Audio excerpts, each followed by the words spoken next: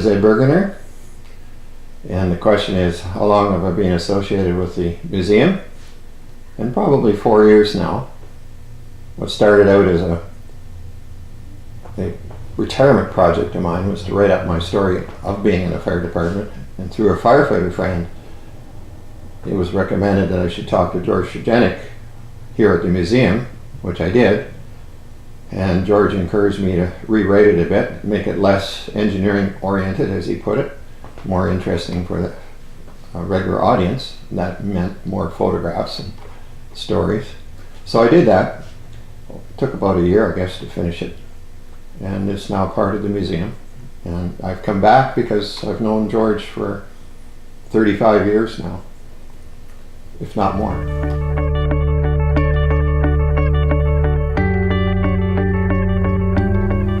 My career started when the Winnipeg Fire Department was looking for a researcher, and they put the position forth. This was after amalgamation. Fire Chief Shewan wanted someone to work on research. They put the position, described it, forward to the city's personnel. And the personnel department was headed by Bill Van Bogsen, who was an engineer, and the chief commissioner at the time was an engineer, Nick Dayque. And upon reading the job description, the director of personnel said, well, that's really an engineering position, and as opposed to a district chief's position, because what you're asking for is things which, writing reports involving technological changes that the department might be going through.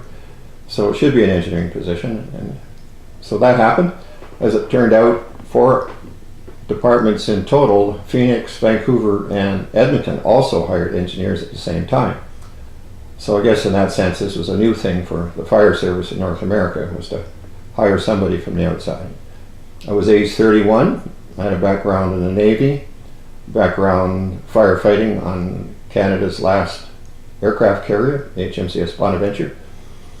Firefighting on board ships is very different than firefighting in residential structures, apartment blocks, because you can ventilate, but you can't do that on a ship. There's no way to get the smoke out usually, and you can't use too much water on a ship because you just sink yourself.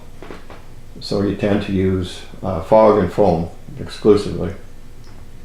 So even though the techniques are different, the preparedness angle is very much the same. Drill, drill, drill, drill until you have everybody accustomed to doing their jobs. In particular, for the Navy, was Chemox masks, because everything you did internal to a ship was just black with smoke, and there was no way you could breathe there. So when the interviews happened, the department, I guess, considered my Royal Military College background, my Navy officer background, firefighting background, mechanical engineering degree, and thought, okay, this should work. The interview wasn't taking place in front of the fire chief, which, as it turned out, was a bit odd because I ended up working for him. It was done by Deputy Chief Coulter and Deputy Director of Training Mark Fisher, as well as the head of personnel, Bill Van Bogsen.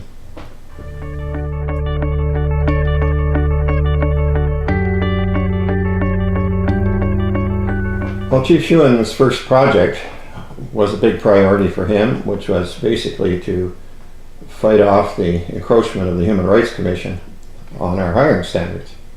In his mind, the idea of hiring women and people outside a certain height regime and age bracket was a waste of the taxpayers' money. He wanted people who he felt could physically do the job, and he wanted them with a couple of years job experience coming out of high school, so he didn't particularly want somebody that was without some worldly experience, let's say carpentry, plumbing or whatever, accustomed to doing construction type work. So he was happy with that hiring regime, but times are changing. Women were entering the workforce in ways which hadn't been seen before. So my first task was to look at that, and very quickly I realized we didn't really have a leg to stand on. Times were changing, so the best approach would be to bring a fitness regimen strength and agility tests, aptitude tests into our hiring program, so that if we hired somebody at age 30, for example, a firefighter who had wanted to come from the Edmonton Fire Department wasn't able to because he didn't meet our age requirement, and yet he was highly trained and he wanted to come back to Winnipeg. So on balance, the report was going to make the chief unhappy. So for tactical reasons, I waited 6 months until my probation was over and turned in my report, and the chief's reaction was, I should say, very volatile. He wanted to fire me on the spot, but the rules were that after 6 months that wasn't about to happen. So as a result, my first project put me on ice for close to 3 years, while the chief didn't ask me to do any projects. But that gave me a chance to do what I was really hired to do, which is to do some research, which I did.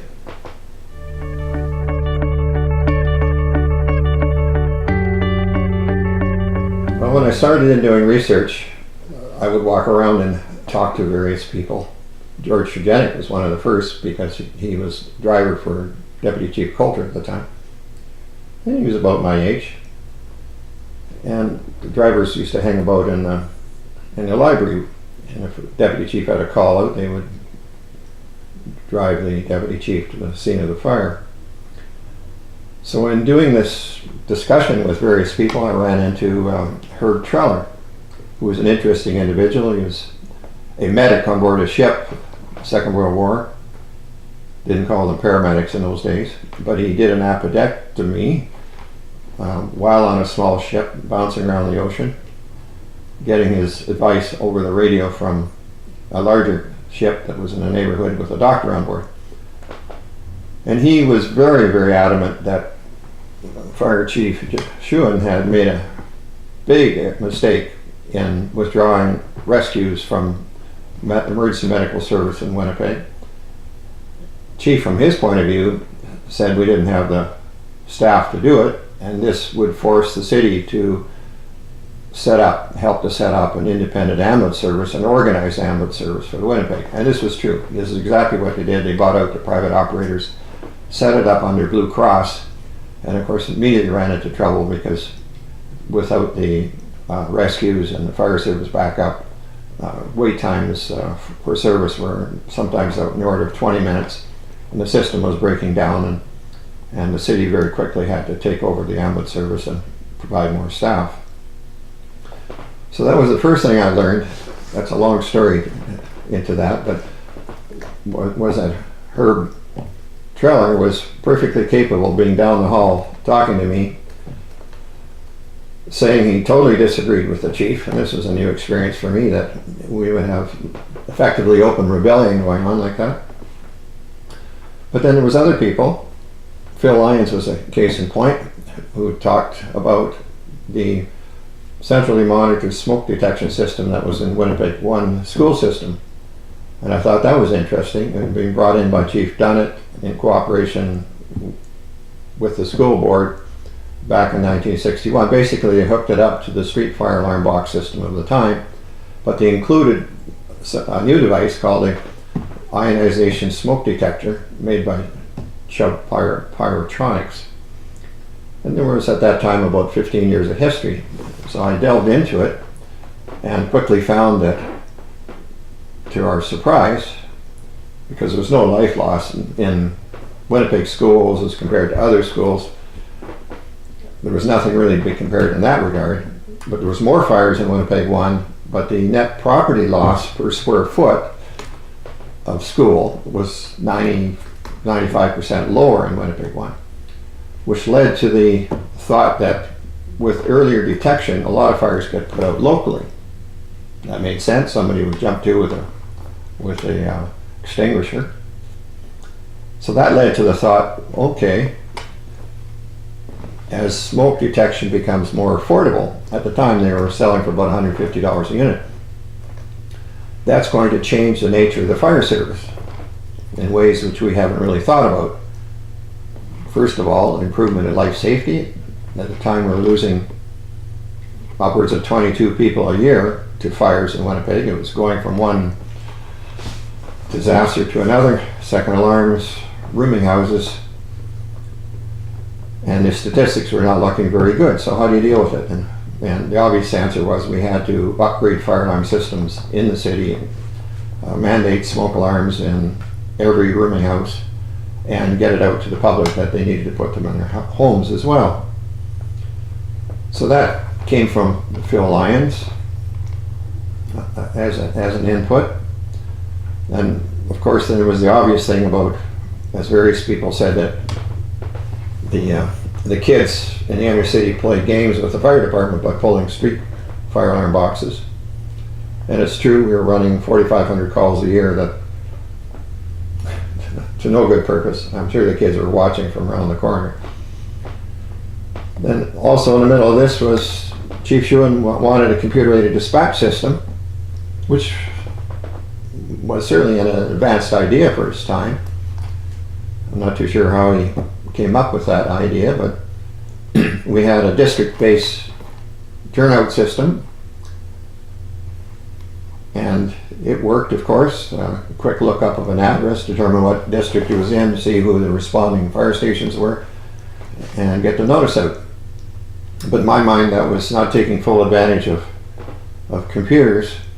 So, and the pricing that he had for $450,000 or something struck me as not enough money to do a proper job for. You also wanted new radios. I didn't think it was going to happen for that. So I thought about and the chief for his part wasn't about to change the district system. I thought that as a minimum we should try to dispatch the nearest pumper to all events. And that meant that each lock face in a neighborhood would be a district. So you would have, of course, thousands of potential, call them districts, where you could determine the first arrival, second and third, and that sort of thing. I was thinking to the future about how this would evolve, and you may as well get it right up front. None of these things happened. The Pyrotonics asked me to come to Boston to a NFPA meeting to present the results of the Winnipeg One school system. And anyway, the Chief Shewan, who had a peculiar dislike for smoke detectors because he feared that A, they wouldn't work, and secondly would cause excessive number of false calls. And I doubted that because there wasn't any scientific basis for it that I could see, but he was adamant. So he didn't want to let me go to this conference. It was being paid for by Pyrotonics.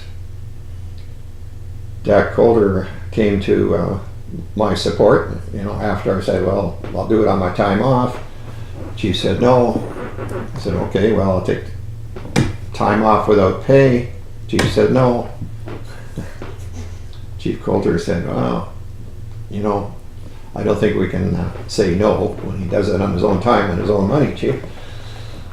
So I went, I presented it, immediately ran into some hostility from the sprinkler industry, who were a big part of trying to get every building with sprinkler systems in. And they were a little bit shocked to hear that, or the suggestion that both life safety and property protection could be an inherent result of a detection system within a fire alarm, essentially a reported fire alarm system. I assured them that it all came down to the budget for the school system. If they had the money to put in a sprinkler system, they would. If they didn't, just offered them an alternative. That report of mine got right into the U.S. Congressional Record, and it's still there in the Congressional Library. I myself at the time didn't fully understand the significance of what was happening. For example, Winnipeg was a hotbed of dial-up alarm systems for reasons of burglary. If you had the money, you could put a dialer-operated alarm system in. It would call up the alarm company.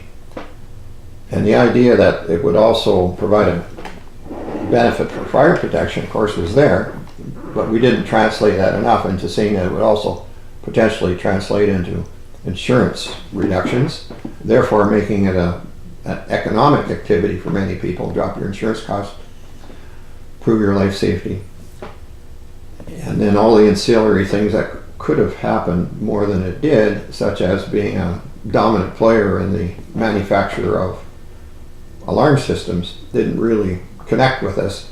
We had in Winnipeg, we had Great West Life, we had telephone company, we had the pieces to put together into an industry development, both for fire protection purposes and manufacturing.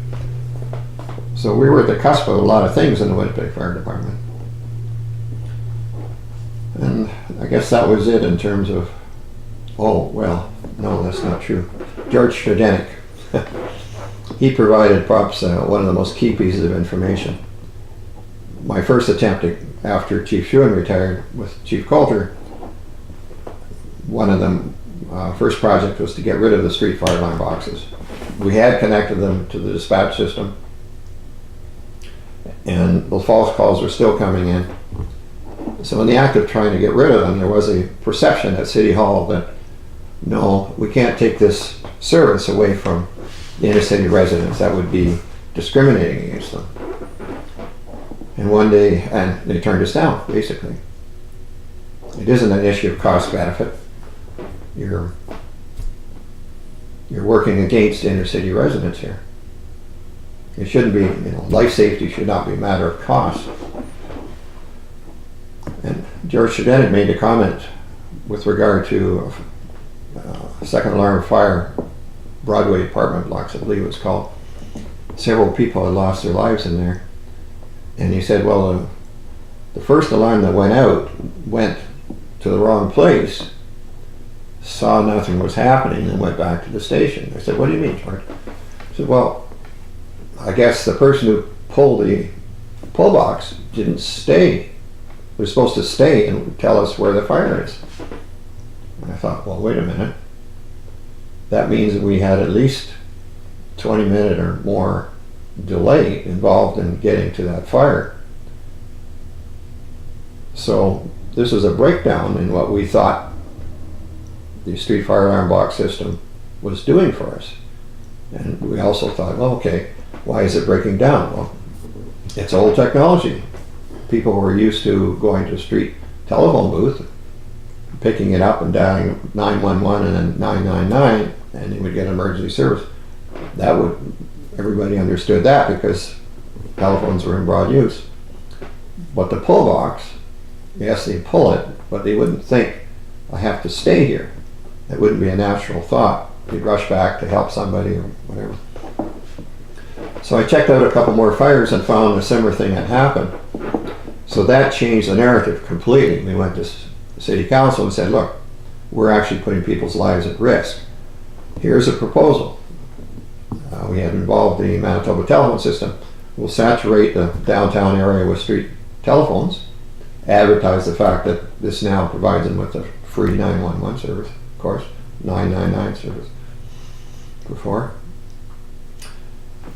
And that went ahead. We removed the street pull boxes, but that presented a problem. We had a street network, which then was serving buildings as well. City Hall buildings, schools, major apartment blocks, businesses that also connected to the system. We were paying a monthly fee for the central system, which would come right into the dispatch center. Very good system. So MTS was persuaded to enter this field of endeavor, and they put together a couple of trials, one on wireline, one on fiber optics. Fiber optics, they were 20 years ahead of their time. In any case, they invested millions of dollars and put a system together, got its approval, and then we interfaced that with the computer-aided dispatch system. By the way, the computer-aided dispatch system this time had been integrated into police, fire, ambulance, and that was instigated by me quietly. The police chief had gone forward and wanted a dispatch system like the fire department was getting, and they got turned down. So I offered to the police chief, we were on the 5th floor of the public safety building. The next floor up was basically unused. were storage. And I suggested that we get our alarm systems off the ground floor, because it was a time of terrorism in the community. Somebody put a rifle bullet through the window, might have been a pistol, who knows, and the dispatchers were all in there. So it dawned on me that if one of these terrorists had wanted to, they could easily throw a firebomb in and take out our complete emergency services. So getting it up in the 6th floor offered the security. Plus it was a clean slate. We could put in the radio systems, the computer systems, the backup power supplies, all the various consoles, and then we had a cafeteria there where ambulance dispatchers and fire dispatchers would get to know each other, perhaps get to work together a bit better, and the police as well. They were much bigger in terms of numbers. This led to multiple computers, but most importantly, I wanted that block face dispatch. So just before the report was going out, I brought it to attention to everybody that in Los Angeles, where they had a computer terminal here and here and here, somebody would get a phone call over here that there was a fire at this location. They would have an alarm report coming in here on this terminal, and maybe it was a cab driver that radioed in over here. And they would have 2, sometimes 3 full complements going to that fire, that call, producing a traffic jam, and a very embarrassing traffic jam. So this was a bit of a shock to the fire chief, and we then got to go ahead to invest in an addressable database for the city. Now it seems hard to believe, but in 1978 or 79, yes, we had IBM computers, but we did not have a single geographically correct street address database. We had maps for St. James, we had St. Boniface, and so on. We had files for personnel, we had files for billing for hydro, number of different databases, but none of them were map oriented. So that was a $400,000 price, which today is laughably inexpensive. But that structured a complete database which allowed for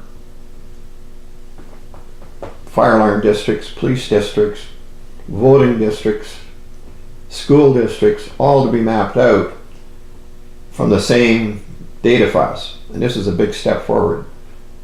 And every month updates would come to be loaded into the fire service dispatch system, the police dispatch system. Now you could display on a computer screen an event happening here, and if this terminal had it up, the second terminal could see, oh, that's the same location. So we eliminated that problem at its core, plus allowed then a citywide analysis geographically of things like fires, break-ins for the police department, any potholes in streets, of all things, water main leaks, all this data then it was more visually available to around the city. So the innovation from the fire side produced these innovations to all the other city departments, which is something I was very proud of, and we in the fire service were leaders in that regard.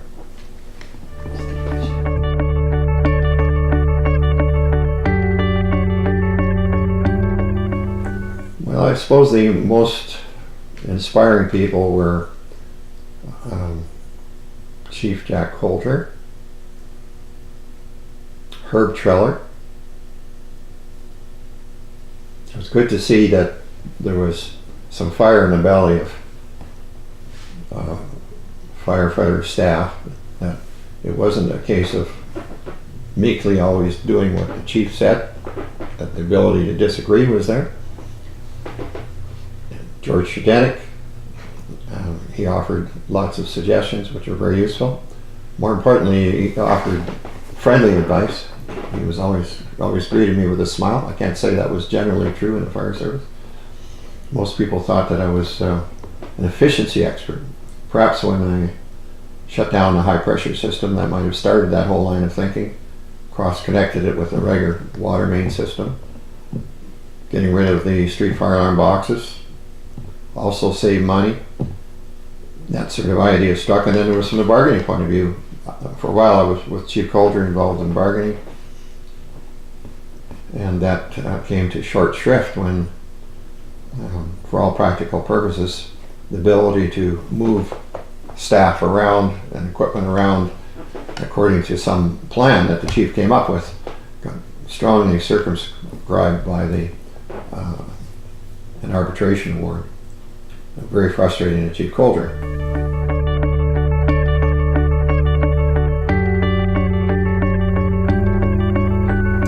The public's perception of the fire service, I think, is that it's very heroic, and traditionally, of course, the idea of going into a flaming situation to rescue somebody is definitely takes courage. You put yourself at risk, burns, in some cases, you're costing your lives. And that being translated into the paramedic world also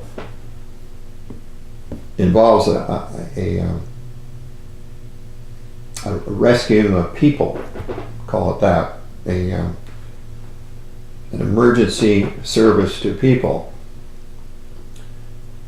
But the perception is changing due to the fact that a pumper company coming out with the same qualified paramedics as on an ambulance seems to many that why does it take so many staff for the fire service to do the same job? You got four people here, you got 2 people there, and all of a sudden you got 6 people.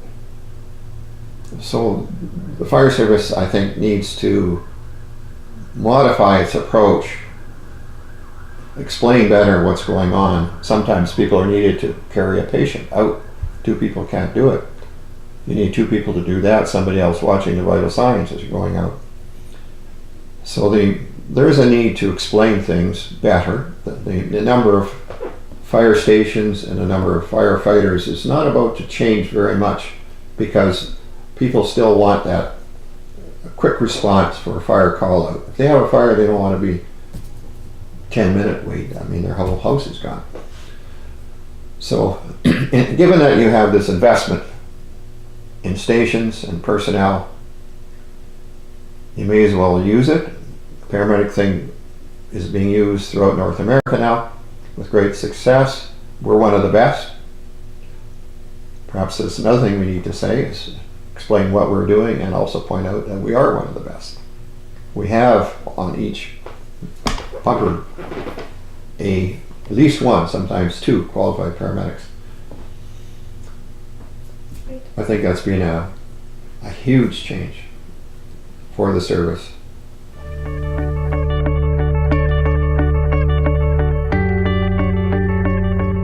Well, the big transformation in terms of computerization and information handling is still going on.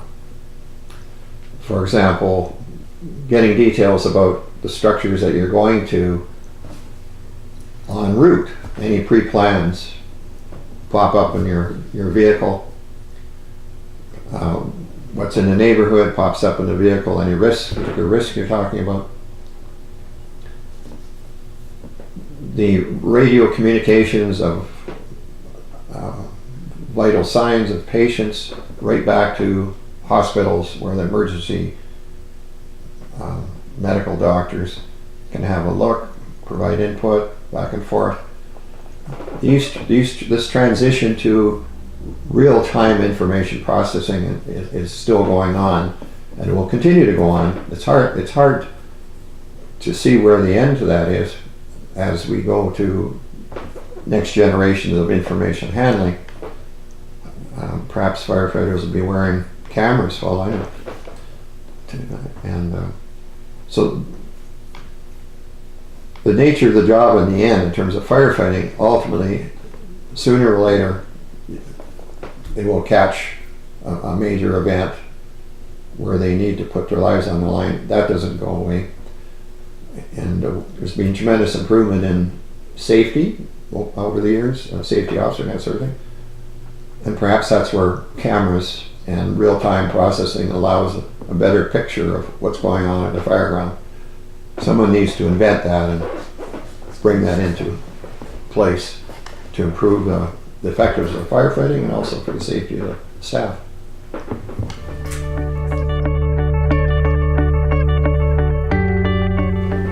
In terms of thanking people that were supportive, for sure there's a number of people. Phil Lyons, George Jenick, Jack Coulter, of course.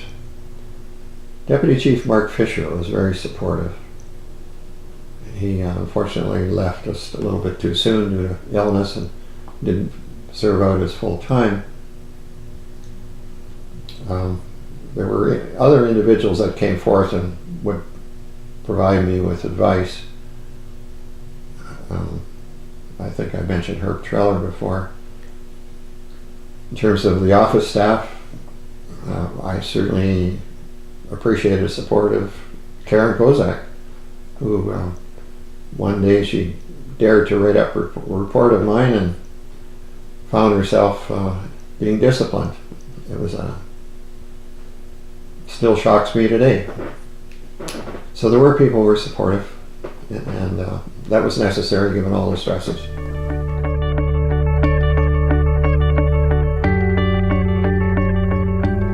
My first experience with Chief Shewan perhaps was interesting in that he dragged me out of the office and I was wearing a suit, and he took me to the second alarm fire in St. Boniface, gave me a jacket and helmet and said, okay, they're going inside. At that point he had been busy on the fire. He had radioed in, sent somebody to pick me up, and there was no people, most of the people, staff didn't have masks in those days. They were literally smoke eaters, we call it that. So he was all teary and snot running from his nose, wet, and this great vigorous shine in his eyes. Come on inside, let's get in there. So we did. We went inside, and first thing that happened was I couldn't see a thing. He says, get down, get down. So I got down. Yeah, you get down about 2 feet from the floor, you can see people's legs. Didn't help very much, but you can at least tell where some people were. You see all the hoses laying there, and you start hearing the voices, people yelling back and forth, and I guess they understood where people were, judging by, oh well, that's George over there, and somebody else over there. That was my first introduction to practical firefighting the way it used to be. Chief Shewan had been a firefighter, as Chief Coulter was, during World War II and the big blitzes in London. So they would have dealt with that on a daily basis. So that was not something I particularly wanted to repeat, because I had to take all my clothes out to the dry cleaning afterwards and stuff. Anyway, one thing we did, which was an interesting event as well, was what we call the house burning experiment. When Chief Shewan retired, Chief Coulter, taken over the job, had wanted to convince the building commission, because of his job, he was on a Winnipeg building commission, and they were upgrading various apartment blocks with proper fire alarm systems and closures of stairwells, changing the flame rating of stairwells and hallways. And he wanted to demonstrate the value of smoke detection as part of this, because astonishingly, these upgradings were happening without the fire alarm systems including smoke detection in it. They had rate of rise detectors. So the question was, well, what's the relative benefit of an ionization type of smoke detector, a photoelectric type smoke detector, and a rate of rise heat sensor in a practical fire situation? So we had a house out by Winnipeg Airport that was being demolished. So we wired it up with the 3 types of sensors: upstairs hallway, kitchen, front entrance, living room, and basically set a group of fires. We started one in the kitchen, a fat fire in a stove. The two most dramatic ones were in the living room and the front hallway. The living room was the classic cigarette on a couch. Somebody maybe had too much to drink, fell asleep, the cigarette fell on the couch, and progressively over time, fire developed. But it took a full 20 minutes to half an hour before you had a little stream of smoke coming up, at which time the photoelectric detector went off. And it was a full 10 minutes before the rate of rise heat detector went off. But the ionization detector went off when this started putting out more heat. The smoke particles became smaller, so they had about a 5-minute warning with the ionization detector. The rate of rise heat detector didn't go off until the flames were 3 or 4 feet in the air, and the room was just full of smoke. And at that point, initially the building commission staff, architects and engineers and so on, were sitting in the room watching. And eventually when the smoke got too thick, they went outside and looked through the front window of the house and were staring and just watching this. And they were astonished at the amount of extra time, of warning time, that was the result of the detectors. Then we went to the front entrance, and there was still clothing in the front hall closet. Why, I don't know, but in any case, it was a bathrobe. You know, in those days, it was a very fuzzy, very nice, warm bathrobe, ladies' bathrobe, light blue, very pretty. And we thought, okay, children, when they light fires, often will go into a closet and they'll play around and try to be, so the parents won't see them, they'll start a little fire. So we said, okay, let's just take a piece of paper, put it in there, and see what happens. Well, to our complete astonishment, mine included, that paper caused that bathrobe to explode into flame in less than 45 seconds. It was just roaring. And we realized, all of us collectively, and the ionization detector went off first, instantly. Photoelectric in that case, looking for larger particles, was a bit slower. But we realized there was an upstairs that nobody was coming down that stairs with the rate of rise, which again took an extra amount of time. The fire was roaring out of the closet and up the stairs by the time anybody upstairs would have been notified with the rate of rise detector. So that convinced the building commission. One of them, named Izzy Coop, he stopped at the Canadian Tire store on the way back and bought a smoke alarm for every one of his family. And I thought, yeah, they changed the standard right away. And no, we didn't get excessive number of false calls coming from the detection systems within fire alarm systems in buildings. There were a few, but nothing really excessive. Well, one other strange thing that happened in that was we wanted to publicize it, and we had this investigative reporter, Marshall Armstrong was his name. He's passed away now, a number of years ago. In his obituary, he had said that he was very proud of what he did to publicize smoke detectors. We had asked for media input into this to come and take a film, what was going on during these tests. So he did that. It was CJLB or something at the time. And he made up a short video showing the fire developing in the living room, but particularly the front hall closet. That's very dramatic, very short. And that went viral. That is, it went all across Canada. And it had an impact on everybody who turned on the television that night. And the rate of adoption of smoke alarms in our city of Winnipeg just shot up like that after that video. So he was proud of the fact that he had gone national with this. In many respects, though, later on, he took sides in the Winnipeg Fire Department ambulance thing and became a, how should I say, less than helpful from the fire service point of view, but that's another story. Did it Just save by lives? spreading the word. Did the whole exercise save lives? Absolutely no question. The rate of life loss dropped from what, 22 thereabouts down to 2, 3, 4 per year.